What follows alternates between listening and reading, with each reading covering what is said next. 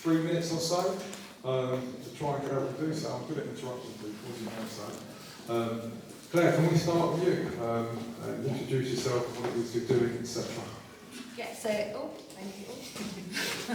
I'm Claire Bennett. I'm from Reframe Coaching, and we provide an aftercare programme for people with gambling harm or those affected by somebody else's gambling.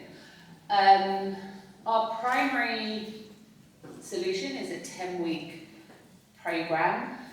Quite often those referrals from the NGSN or other treatment providers is straight after that treatment. But our programme can be done straight after, 3 months later, 6 months later, 12 months later. And the programme really looks at what else was broken during that addiction. So actually very rarely do people come to us and talk about their gambling. It's about that relationship they lost. It's about the job they lost or the opportunities in life that they just kind of let go of. It can be what they no longer enjoyed doing while they were gambling. So it's about getting that hobbies back, running, exercise.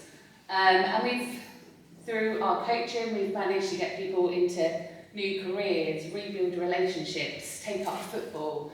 And it's those things that I think programs like the aftercare really does, because guess what, they're going to hit another point in life that's a bit difficult, a bit more stressful, they change jobs, they get stressed. Rather than going back to that gambling, they've now built that support network through aftercare that can maybe support them not to go backwards. So. Fantastic, great time. Richie, can you tell us a little bit about Epic and what you do there, please? Yeah, so I'm Richie Paxton. I'm in my 8th year of recovery from gambling. I also suffered drink and drug abuse as well. On the 18th of March 2018, I stood on the Tyne Bridge in Newcastle and kind of wanted to end my life, and that was the stepping stone into recovery for me. I was lucky enough to go to Sporting Chance because I had a football career prior to that. And that was kind of the stepping stone for me to get my life back on track. Personal development was a big thing for me, and that led us into recovery coaching as well. So Epic Restart Foundation is a long-term recovery support program for people who are in recovery from gambling, or people who want an abstinence-based recovery program. Similar to what Claire says, we support individuals to build better lives. That's what it's about. I know when Neil mentioned very early on today that part of their program is that relapse loop that happens, and I think that's where programs like ours and Reframe fit in really well. That actually we're preventing the relapse because we're giving people hope and inspiration that they can go on and have a better life. They can go and find fulfilling careers. They can find new passions and hobbies. And if you think about what addiction is, it's generally escaping something. Hard mentioned pain. It's escaping that pain. But actually, if you flip that on its head and you take people away and you give them passion and purpose in their life, then that pain's disappearing as well as they do that. So that's very much what our program's about. We offer support in 2 different programs mainly. One recovery coaching, which is for 4 months, and then we also have an online platform which is in an app, which is a community.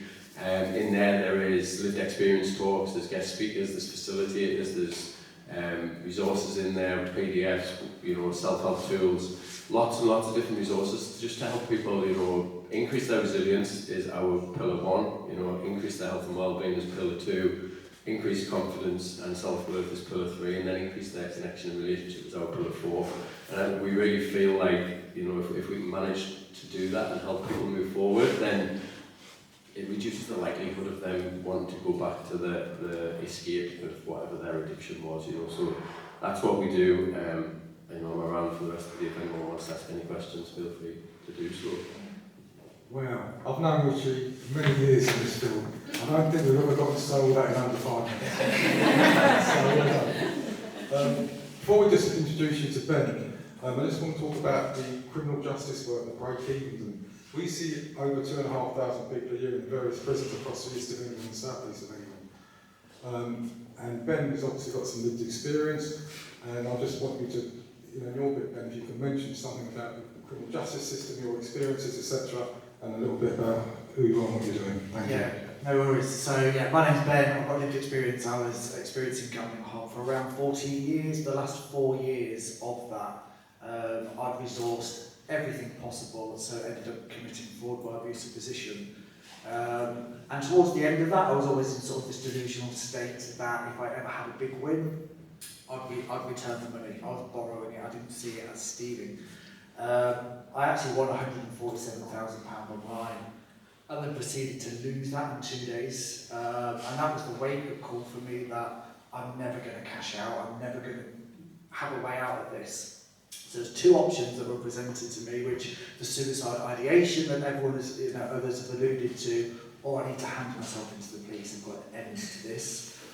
Thankfully took the latter, handed myself into the police, and that began I'm still in the criminal justice system now because I'm on a tag and under probation. So to current day, 5 years in the criminal justice system so far, from 2020 to 2024. I was released under investigation, and I've only had in that time 2 contacts with the police in 4 years.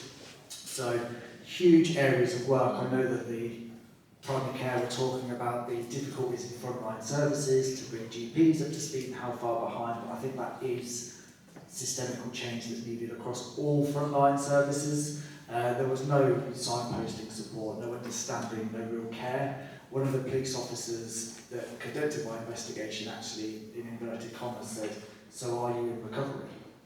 Actually making a bit of a joke about it. So yeah, that went on for 4 years. I then went through the court system, all through the courts, no offering of support. They did recognise the gambling litigation. I got sentenced to 7 years in prison, and through litigation got that down to 40 months. So that was in August 24. I've been out of prison for 15 weeks, and I feel like I haven't stopped since coming out. But all good though. So yeah, throughout prison, the problem is, and I guess it is the same with other services as well, is that they are underfunded and understaffed. You know, the wing that I was on, there was 101 prisoners at one time and 2 prison officers. How there's going to be any form of meaningful rehabilitation and stuff, it's just impossible. And now going through probation, I've actually been discharged from probation after 4 weeks because they said I was cured of my gambling addiction. I was never screened, never asked about it. So there needs to be a whole systemic change around criminal justice as well as NHS is bringing things up to speed. It's something I'm very passionate about. I am fortunate to go meet with the Prisons Minister, Lord Timpson, the 21st of October, going down to the House of Lords to meet him. And then the week after, going to meet Shabana Mahmood, who I think has now been moved to the Home Office from the Justice team. So when we look beyond treatment in this sort of section, for me, I had 10 sessions of treatment. Great, served its purpose, but then I was left with all of these tools and how do I implement them, what do I do with them?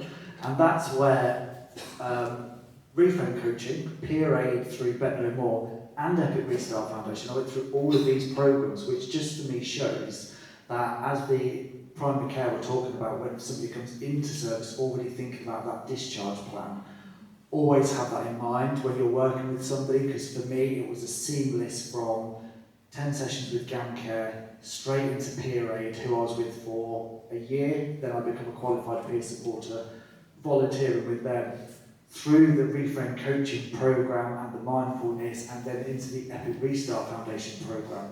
So this went on for ages. I'm going to stop talking. Sandra from Innovation, and at the beginning when we opened this conference, we spoke about gambling being a public health problem, mental health with gambling. So hopefully we can hear something about that on YouTube. Thank you very much. I've got to follow everybody here now. So my name is Sandra Crathen. I am a life coach specialising in health and wellbeing. I have my famous clock handbag that everybody knows, which is all about if you don't make time for your health, you have to make time for your illness. So my background is I was a registered nurse for 40 years. I talk the talk, but I didn't walk the walk. So I was morbidly obese, smoking, drinking, stressed, and helping all of you people to improve your life. And I think I had an aha moment when I was in my 30s. I went into AA when I was 36, into a 12-step program, and I'm now so I've been in a 12-step program for 29 years, next week it'll be, and a 12-step program for food addiction, which I've been in for 23 years now. So I realised that I was I had my foot in both camps a bit really. So there I was helping people, but there I was also an addict myself. So I decided to swap professions about 18 years ago, even though I was still nursing actually, and I retrained as a life coach, helping with stress and resilience, and I wrote a book about radical self-care, because for me I realised that I was putting everybody first. That was one of my challenges, was my kids, my husband. I've got 3 sons, and it was just all about everybody rather than me. I didn't have good boundaries, I wasn't able to say no well, so I wrote a book about radical self-care and started to do a bit of public speaking, and I do a lot of one-to-one clients. I get a lot of people with addiction come to me. In fact, I had 2 people this week, one with food addiction and one with alcoholism, and a family member. So I'm able to signpost, I break my anonymity to these people and tell them about, just briefly about me, not that it's about me, and then signpost them to where they might get some support. So I help people with a lot of stress and resilience, either on a one-to-one or I go into companies. I've been into prison, but not personally. But I've done work in prisons and taught voluntary. I've done a lot of work for mental health and awareness, and I've also worked for Champneys. And it's not really about where I work, it's more about the message that I want to pass across, because it doesn't really matter where it is. But yeah, I love one-to-ones, and I love coming to companies to talk about stress, resilience and self-care. I'll finish on this. My husband died of a brain tumour on Boxing Day, and he was in the police force when he met me. He stopped me when I was driving home the 24th of March 1978. I don't know why I always remember that.